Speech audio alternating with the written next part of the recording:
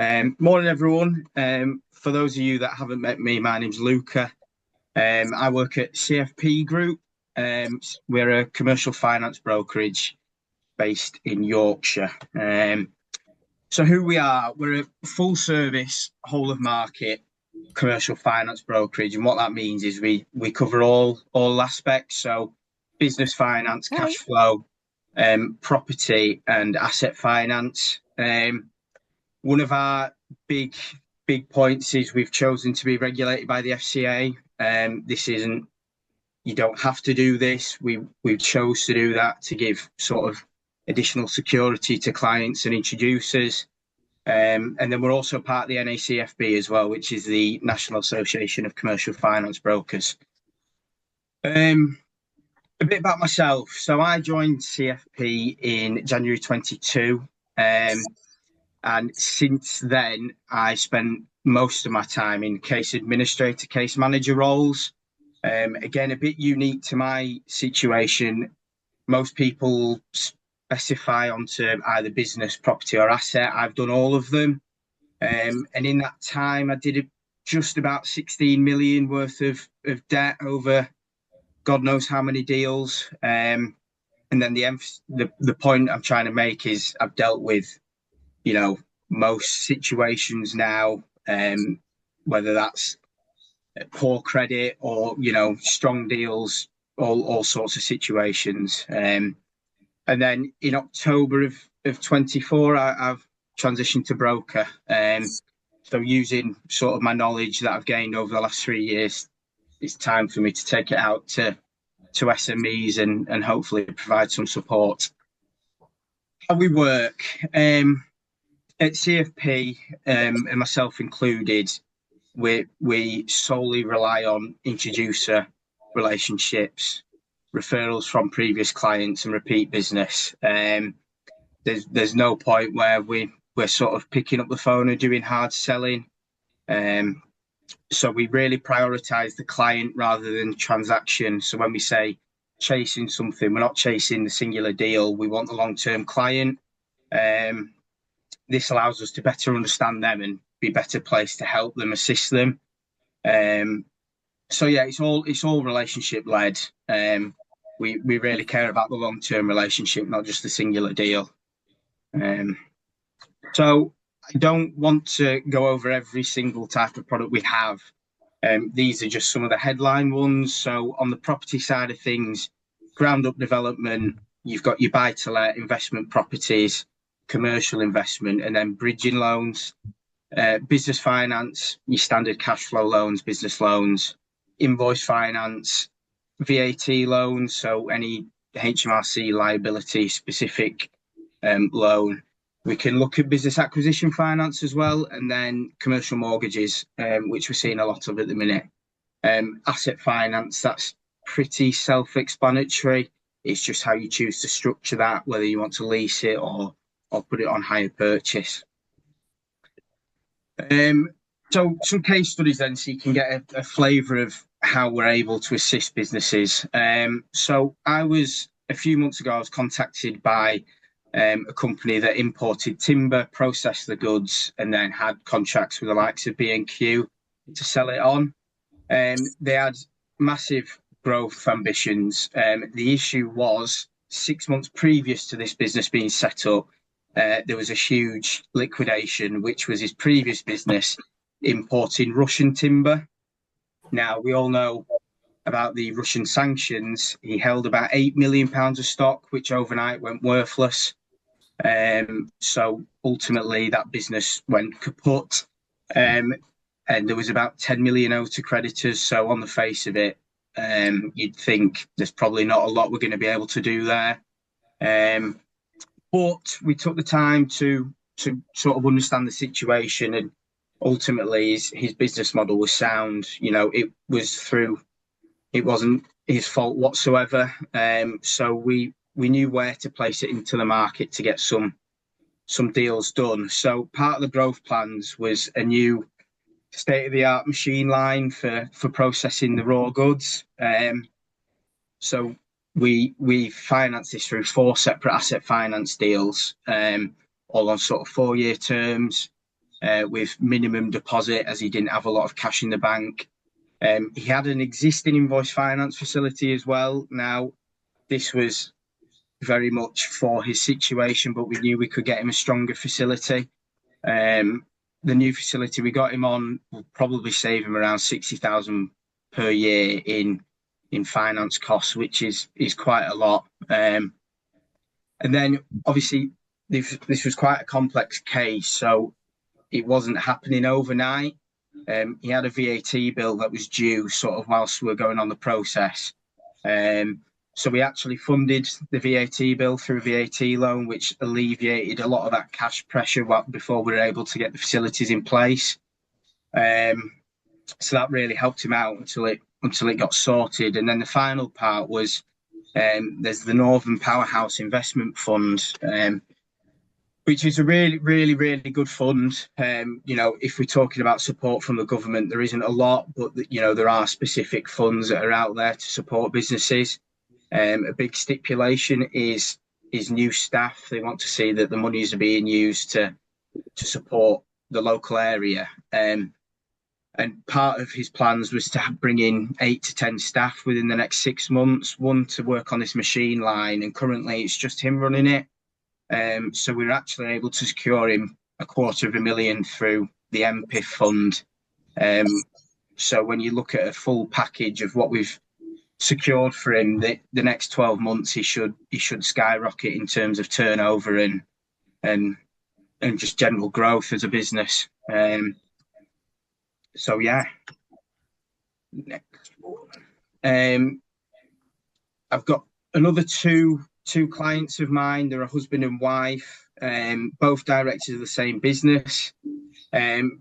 Business is well run, generates a healthy profit. However, both directors have various income streams. This often means they have quite a substantial self-assessment tax liability due. So one of the clever things we're able to do is actually fund your self-assessment through your business. So we do that for both the husband and wife. They do it yearly now, although it is split between January and July. Relatively cheap. Flat rate comes to about 7%, which for unsecured funding is cheap. Another benefit is anything under 150,000, there's no personal guarantee needed. So when you talk about unsecured money, there is no personal liability on either director. Saves them, keeps the money in their pocket so they can go off and do whatever business ventures they feel like. The next one. So this client was referred to me directly by their accountant. What we're seeing in the market at the minute is a lot of short-term, highly expensive debt.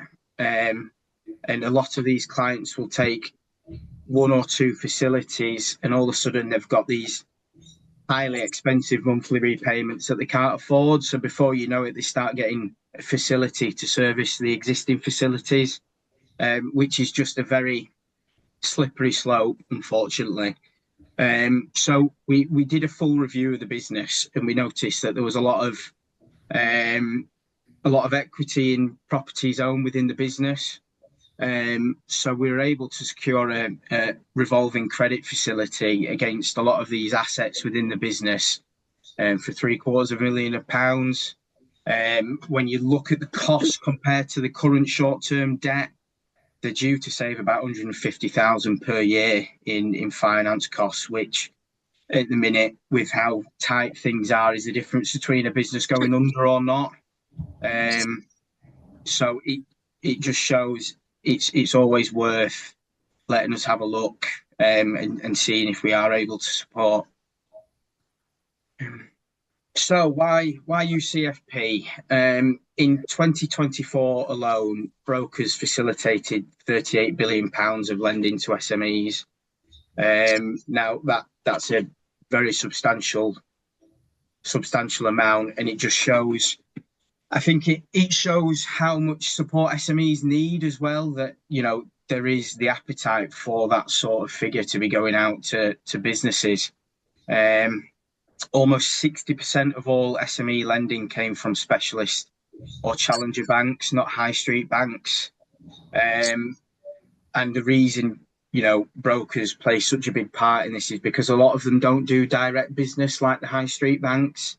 They work specifically with brokers. I think time, effort, and money probably dictates that they don't want to invest in a direct team.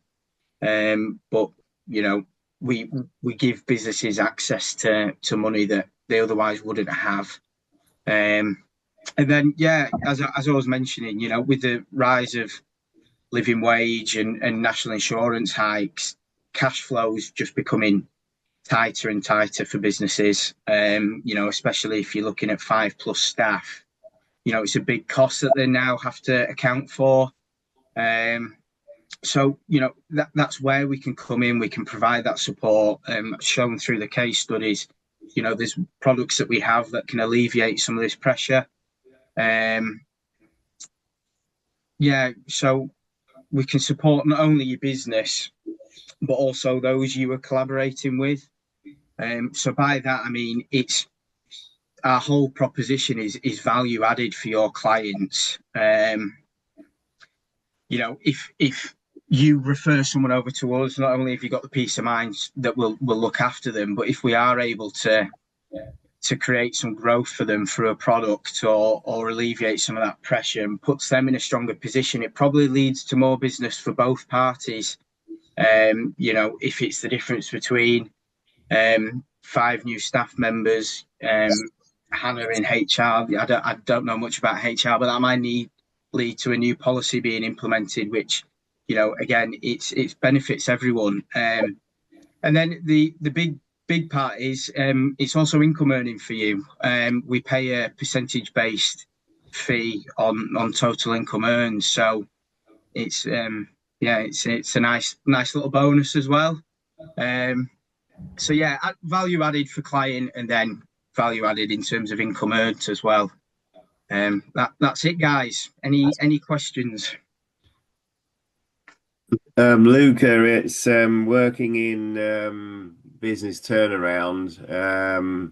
Obviously, it's music to my ears to hear you saying that CFP are prepared to look at adverse situations. That liquidation scenario that you mentioned, especially with the Russian aspect, I think would probably put off 90% of brokers that I'm aware of at the moment. But interesting to hear you say that, and it's probably something that we need to have a deeper chat on. But on in those sort of scenarios, though, would you be looking at significantly greater interest rates on the deals because of the nature of the client, or can you help with that? Yeah, I mean, a lot of these lenders have a risk-based pricing model. On the invoice finance, not necessarily. There's usually a standard fee. His initial facility, the reason that was so expensive is because they came in when it was a startup, so we didn't have enough trading time to get him on the facility that we eventually organised for him. Asset finance, you will find there is an increased cost based on risk. So I think the net yield we were working to on the asset finance was about 12%. When you compare that to regulated stuff, yes, it's expensive, but for someone who had 10 million to creditors less than 12 months ago, I don't think it's a bad deal. Oh, absolutely. I find it encouraging because really since 2007, those kinds of deals have been very few. That's certainly my experience. So interesting that somebody is prepared to look at them again. And full marks to your company for having that vision.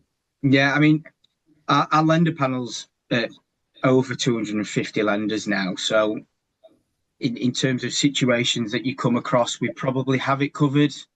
A big part of it is storybook lenders. So if there is a situation and a story and reasoning why, lenders are willing to take a view on stuff now. You? Any other questions for Luca?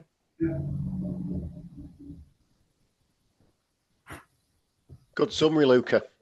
Thank For you. our chat last week, that covers everything. Well done. Thanks, Matt. Well, Luca, we were chatting prior to the meeting about what our businesses is focusing on, growth or sustainability of their business. Have you got any sort of feedback on that at all? Yeah, I think last 12 months, maybe even 2 years, there's definitely been a shift of funding for support rather than growth. And that isn't a bad thing. Funding is also there for support. And what you'll often find is once you put that support facility in place, 6 months down the line, that then leads to a growth period. It's very cyclical. So, yeah, it's what we're seeing at the minute. As I say, a lot of expensive debt out there, and people are needing to come away from it. People have equity available within the business, within bricks and mortar, pulling that out to give a bit of a cash flow barrier. Yeah, a lot of support at the minute, but that's equally as welcomed as funding for growth. Thank you. Thank you.